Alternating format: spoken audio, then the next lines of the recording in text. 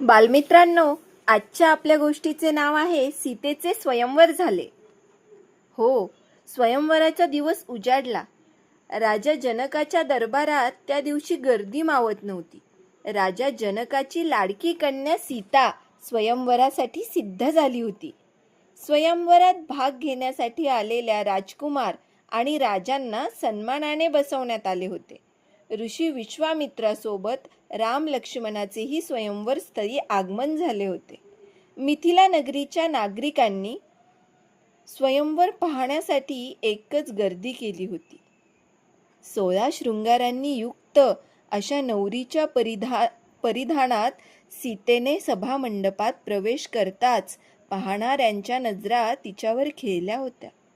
स्वयंवरात भाग घेण्यासाठी आलेल्या प्रत्येक तरुणाला सीता आपलीच पत्नी व्हावी असे क्षणभर वाटून गेले, कारण सीता होतीच तशी सौंदर्याची खान.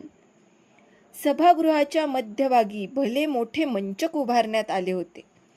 त्या फुलांनी सजवलेल्या मखमली मंचकावर प्रत्यक्ष भगवान शिवशंकरांनी जनक राजाच्या पूर्वजांना दिलेले परम पवित्र आणि विशाल असे शिवधनुष्य ठेवण्यात आले होते. त्या शिवधनुष्याची विधिवत पूजा करण्यात आली होती. सभागृहात साऱ्यांची उपस्थिती होताच राजा जनक सर्वांना उद्देशून बोलण्यासाठी उभे राहिले. प्रथमतः त्यांनी उपस्थितांचे नम्रतापूर्वक प्रेमाने स्वागत केले. नंतर या स्वयंवराची कल्पना स्पष्ट केली. ते म्हणाले, अतिथीगण हो, नमस्कार. आज माझी लाडकी कन्या आणि मिथिला नगरीची राजकन्या सीता अर्थात जानकीचे स्वयंवर आहे. त्यासाठी आलेल्या पाहुण्यांचे मी स्वागत करतो. माझी कन्या उपवर झाल्यानंतर तिच्या लग्नाचा विचार मनात आला, पण सर्व गुणसंपन्न आणि सौंदर्याची खाण असलेल्या सीतेसाठी वर शोधणे सोपे नव्हते. तेव्हा स्वयंवराच्या माध्यमातूनच सीतेसाठी अनुरूप, पराक्रमी आणि सुंदर वर मिळेल असे मला वाटले आणि सीतेनेही संमती दिली. त्यामुळे या सीता स्वयंवराचे आयोजन करण्यात आले आहे. आपल्यापैकी जो कोणी शूरवीर समोरच्या मंचकावर ठेवलेल्या पवित्र अशा शिवधनुष्याला प्रत्यंचा लावून देईल, त्याच्याच गळ्यात सीता पुष्पमाळा घालेल, त्याच्याशीच सीतेचा विवाह धूमधडाक्यात लावून देण्यात येईल. एवढे बोलून राजा जनक आपल्या आसनावर जाऊन बसले. मंचकावर ठेवण्यात आलेले पवित्र शिवधनुष्य एवढे प्रचंड मोठे होते की त्याला प्रत्यंचा लावणे तर फारच दूरची गोष्ट होती, पण कुणी जागेवरूनही हलवू शकत नव्हते. ते विशाल धनुष्य बघून काही राजकुमार तर आधीच गर्भगळीत झाले. त्यांनी स्वयंवरात भाग घ्यायला नकार दिला. लोकांची आणि जनक राजाच्या महालातील लोकांची उत्सुकता फार वाढली होती. या स्वयंवराचा पण कोण जिंकतो हाच प्रश्न प्रत्येकाच्या मनात येत होता. जनक राजा आणि त्याच्या आप्तस्वकीयांना रामानेच हा पण जिंकावा, सीता रामाचीच व्हावी असे वाटत होते. जनक राजाने केलेल्या आवाहनानुसार एक एक राजकुमार आणि राजे येऊन शिवधनुष्य उचलण्याचा प्रयत्न करत होते, पण त्यांच्याकडून शिवधनुष्य थोडेसे हलले देखील नाही. आपली फजिती झालेली पाहून ते खालच्या मानेने आपल्या आसनांवर बसले होते.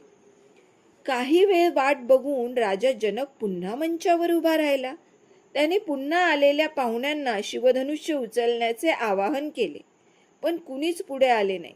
त्यावर खिन्नपणे तो म्हणाला, हे शिवधनुष्य उचलून त्याला प्रत्यंचा लावू शकेल असा एकही वीर या पृथ्वीवर नाही.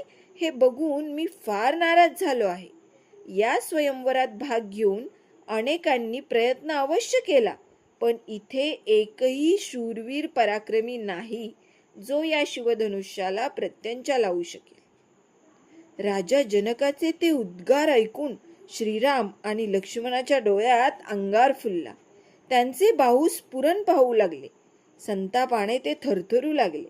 ऋषी विश्वामित्रांनी खुणेनेच श्रीरामाला स्वयंवरात सहभागी होण्याचा संकेत दिला. आपल्या गुरुजींची आज्ञा होताच श्रीराम उठला.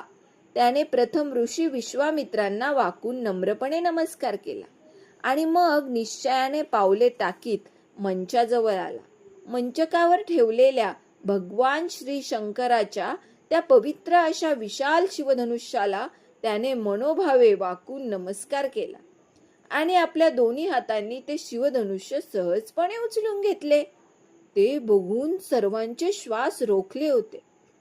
श्रीरामाने मग धनुष्य डाव्या हाताने सरळ उभे धरले आणि उजव्या हाताने धनुष्याला प्रत्यंचा लावण्याचा प्रयत्न केला. पण त्याच प्रयत्नात ते शिवधनुष्य काडकन मोडून पडले. उपस्थितांनी टाळ्यांचा कडकडाट केला. सीतेचा ऊर भरून आला तर राजा जनकाचे डोळे आसवांनी डबडबले. शिवधनुष्य उचलू शकेल, त्याला प्रत्यंचा लावू शकेल असा शूरवीर जावई त्यांना मिळाला होता. सीता आपल्या वडिलांची आज्ञा घेऊन डोईवर पदर आणि हातात पुष्पमाला घेऊन मंद मंद पावले टाकीत मंचकापाशी आली. तिथे लज्जेने चूर होत तिने श्रीरामाच्या गळ्यात पुष्पमाला घातली आणि त्याला वरले.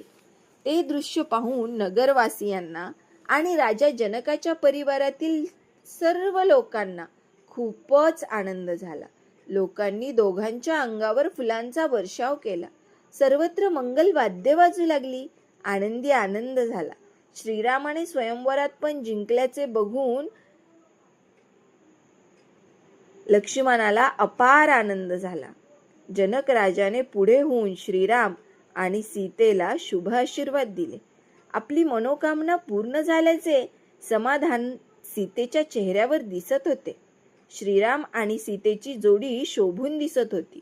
पृथ्वी तलावर अशी सुंदर जोडी क्वचितच आढळेल अशी भावना नगरवासियांच्या मनात येऊन गेली. उभयतांना आशीर्वाद देण्यासाठी ऋषी विश्वामित्रही तेथे आले. श्रीराम आणि सीतेने त्यांना वाकून नमस्कार केला. जनक राजाने मग लग्नासाठी निमंत्रण देण्यासाठी आपल्या खास दूतांना अनमोल नजराणा घेऊन राजा दशरथांकडे अयोध्येला रवाना केले. बालमित्रांनो, आजची आपली गोष्ट संपली. आता पुढची गोष्ट उद्याच्या भागात.